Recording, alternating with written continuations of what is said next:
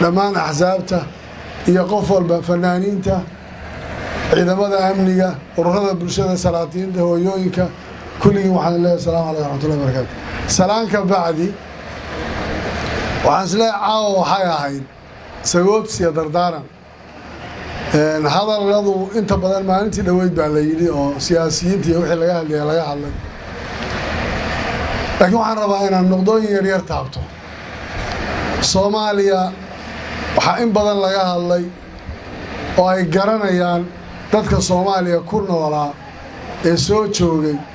ee aan dibad uga imanay gudaheeda ka shaqaynayay marxaladii la soo maray say ahaayeen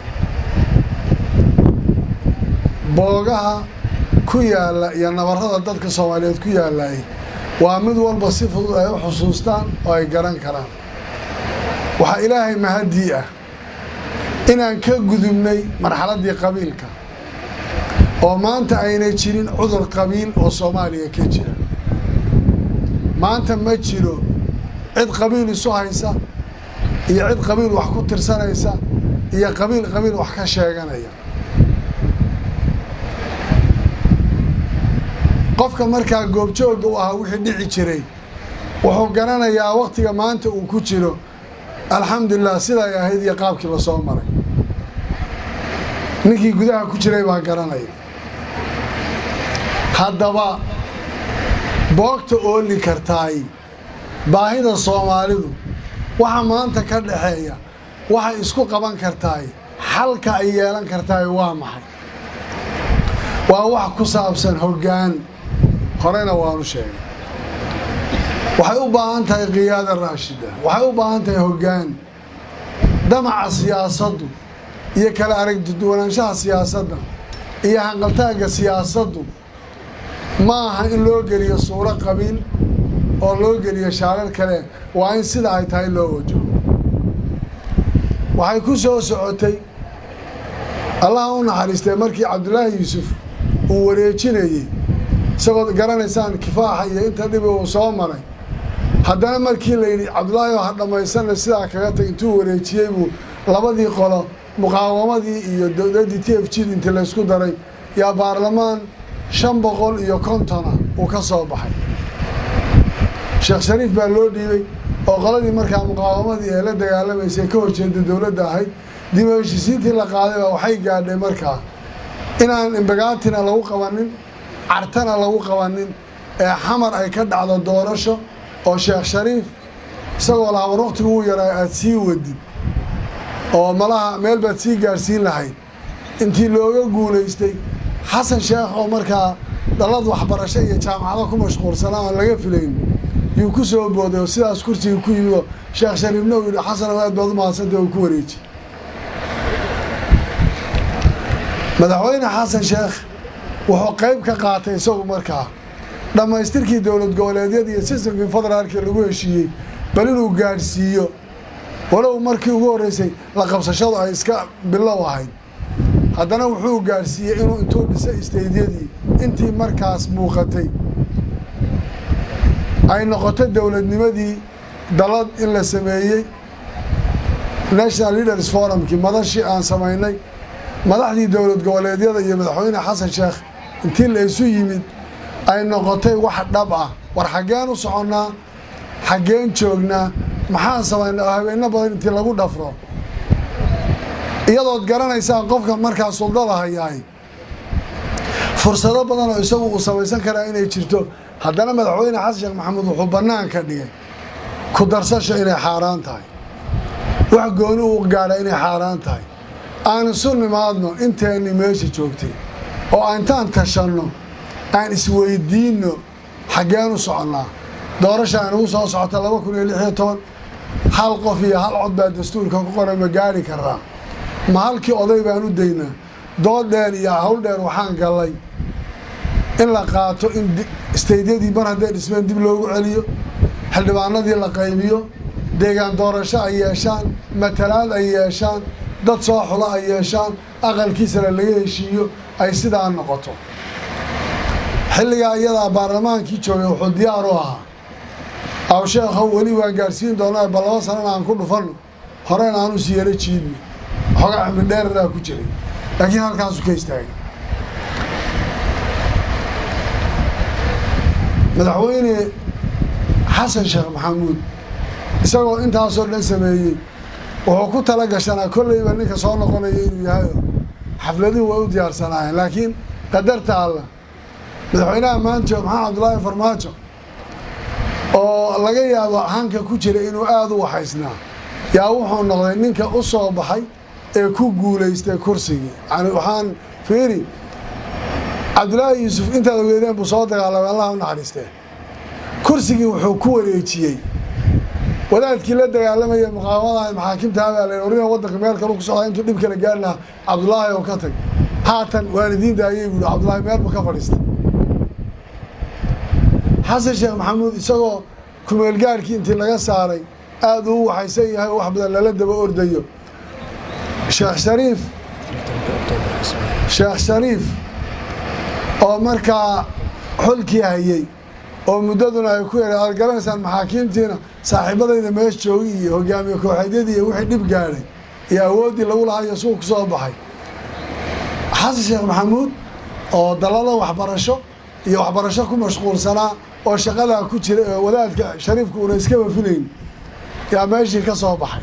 wuxuu yiri Cabduwali Gaas baa yiri xashiq waa yimid wuxuu leeyahay waxaan rabaa inaad taageerto warinkan suuqa joogay taageer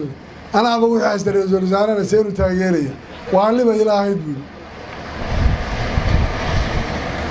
madaxweyne xashiq Maxamed markaa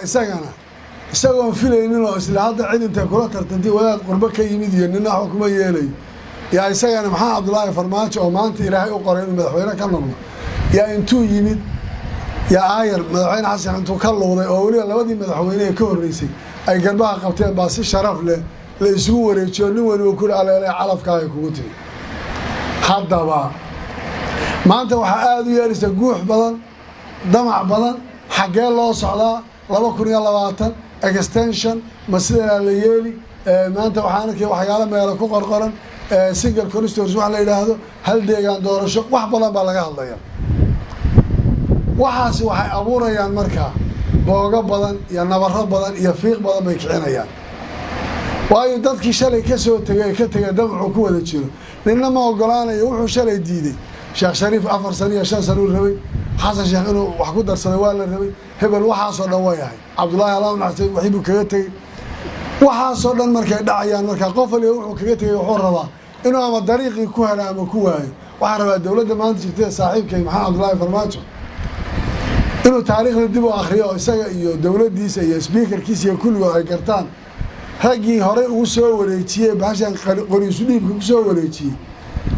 maynan u suurto waayin inay waxuun dabada meermeeriyaan waxay ku wareejinayaan dariiq sax inay ku tala galaan oo ay dhamaystiraan sida kuwii ka horeeyay u dhameeyaan dariiqa la marayo iyo doorashadu noocay noqonayso iyo waqtiga in la ilaaliyo iyo inaan lagu fakirin isku darsi iyo in dastuurkii laga shaqeeyo iyo in wax la wada qabsado iyo in talada la wada leeyahay wadankii waa federalism buu qaatay isagaasa wax lagu maamulaa dawlad goboleedyadu xilligii hadda madaxweyne Xasan Sheekh dawladii federaalka hadda soo jirtay tala wadaag bay ahayd wax la isla saxayay maanta waxaad dareemaysaan dawlad goboleedyadii waxa hadda laga hadlay Axmed adiga ka soo haray soo saasma Cabdikariim waa fadhiya Shariif Xasan uu fadhiya Cabduwali Gaas meelahaas wareegaya isla riijinta badan ee hadda dawladda federaalka aad u odeeyay waxay tahay warinkan fadhiyadii hore ka qayb galay isaguna aan dhaafo laakiin ani wali waan soo taagnay sababtoo dariiq baan rabaa inaan ku baxo marka waxaan rabnaa saaxiibaday madaxda dawladda federaalka waan ogolahay waa madaxdayadii gogasha xafladda inay nagala soo qayb galaan aad bay u fiicnay inkastoo abshir uu matalayo waxaan rabnaa wadanka iyagaa xukuma iyagaa waalida iyagaa laga rabaa mas'uuliyadda inay iyagu qaataan oo wadankan hagaan baa laga rabaa annagu khilaaf ma wadno xumaatadooda kama shaqaynayno wanaag baan rabnaa hogaamintoodan rabnaa waqtigooda inay dhamaystaan baan rabnaa kuwa damaca kaga jira inay doorasho sidii shalay nin waliba ku yimaadaan rabnaa aan ilaalino oo midaaha ka shaqeeyeen oo madaxda dawladda federaalka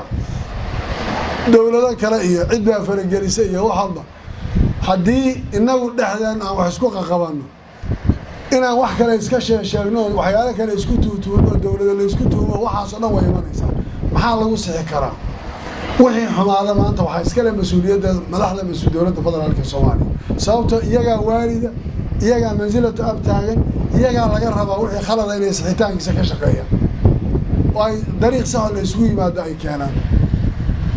waxaa laga yaabaa oo rabaa inaan meesha ka saaro madax badan baa caawa halkan fadhida gobolka Banaadir iyo Muqdisho iyo wax badan baa laga hadlaya sometimes waa la suura qabiileynaya dareen kala la bixinaya maanta xamar qabiil kama jiro dagaal qabiil kama jiro waan garanaynaa xamar dhibaatada ay soo martay 91 afartii bilood ee ka daraa Caydiid iyo Cali Mahdi sidaa daraadeed xildhibaanada labada aqal مسؤوليين تكره ملاحظة كله كل وضع حالنا وران كوضع شقينا ودن كان حل سيدان وقارد عن كوضع شقينا إننا خصوصا وحد به بنارها يوناج إيران موضة يحلم عن كل يوم إننا نقارد عن كافتون القعان بين هذا ما أنت وحلا يا الله يا أفر يوم أكتوبر واللح بقول إيه أنت سوقف أي كل مطر إلهي بأن كل اللي وينال يربع أنت سوق بتاعك جيستي inaan intaan istaagno maalin walba foorarsanno oo ilaahay loo duceeyo oo kan hal la sameeyo oo ayna waxba ka qabanayno oo aan rabno amisom inayna waardiyeyso oo ayna waxba dhisanayno oo inaan iska celinayn maalinba macna alba ku jirayno iyo hal la aamuso iyo sidaan hal la yeelo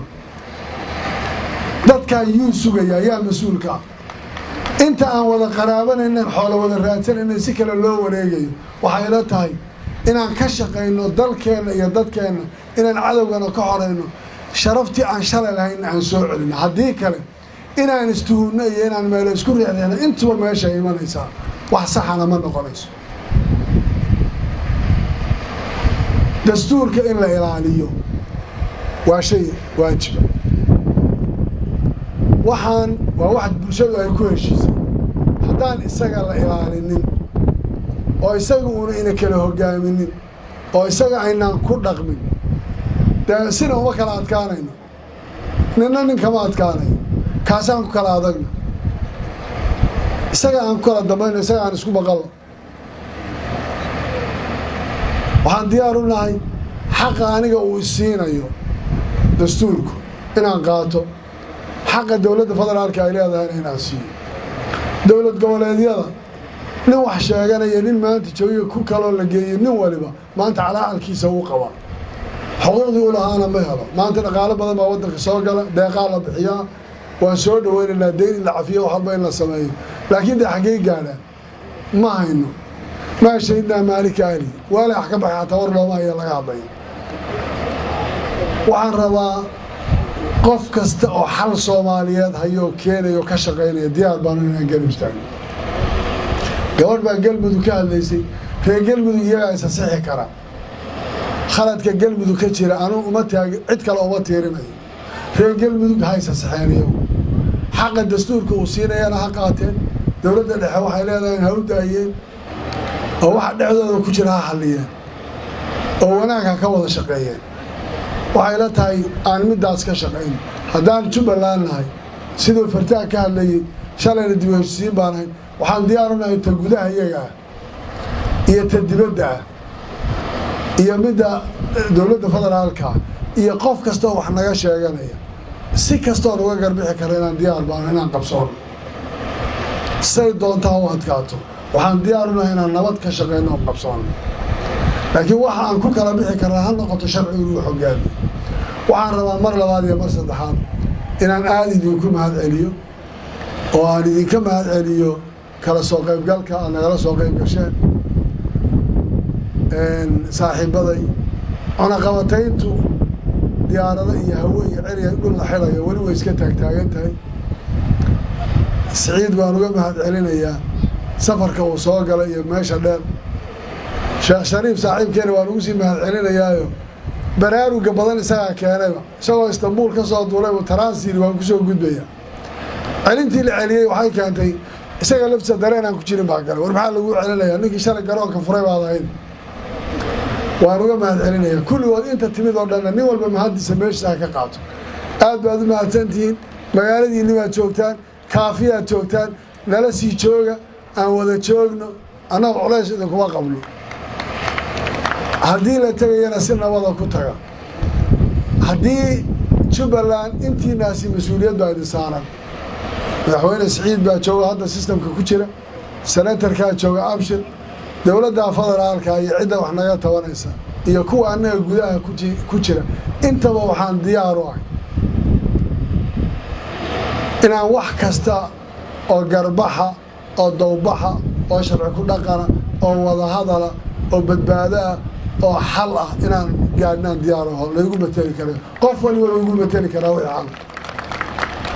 iska daa kuwa ila jooga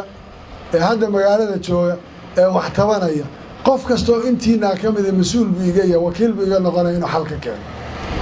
warcad Soomaa يا الله يسحمن مسمى قنينين يغلوا قنينين ما هذا هذا وأنا ما أدري يا رجل بلان سلطان كأور كاسبه كله لكن سوي عيدا كوكتة أنا عيدا كان قدرة هذا ما تنتي. السلام عليكم ورحمة الله وبركاته.